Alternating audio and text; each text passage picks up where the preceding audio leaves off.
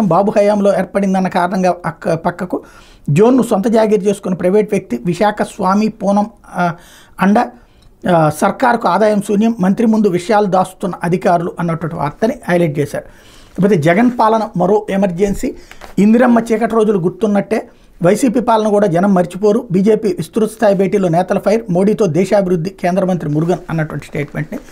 Highlight చేశారు. ఇకపోతే కడప నుంచే కాంగ్రెస్ జెండా ఎగరేద్దాం, ఉప ఎన్నిక వస్తే ఊరూరా తిరుగుతారు రేవంత్ రెడ్డి, ఏపీలో షర్మిల విపక్ష పాత్ర 2029లో ఆమె సీఎం, ఇక్కడ బీజేపీ అంటే బాబు జగన్ పవన్, రాహుల్ని ప్రధాని చేయాలన్న వైఎస్ కోరిక తీరుద్దాం, జైన్ సభలో తెలంగాణ ముఖ్యమంత్రి పిలుపు, బీజేపీతో తెర వెనుక పొత్తు పెట్టుకున్న వారు వైఎస్ వారసుల, రాహుల్ గాంధీ భావి ప్రధాని షర్మిల, పీసీసీ సభకు తరలివచ్చిన నేతలు తెలంగాణ మంత్రులు, సోనియా రాహుల్ ప్రత్యేక సందేశం అన్నటువంటి వార్తని హైలైట్ చేశారు. ఇకపోతే అందుబాటులోకి ఉచిత ఇసుక, మధ్యంతర ఇసుక పాలసీ విడుదల, జీవో 43 జారీ, జగన్ హయాంలోని పాలసీల ఉపశమన, ప్రతిమా ఇన్ఫ్రా జీసీకేసీలతో కాంట్రాక్ట్ రద్దు, ఇకపై ప్రైవేట్ అమ్మకాలు బంద్, ప్రభుత్వం ఏర్పాటు చేసిన డిపోల్లోని ఇసుక బ్లాక్లో అమ్మితే కఠిన శిక్ష జరిమానా అన్నటువంటి వార్తని హైలైట్ చేశారు. ఇకపోతే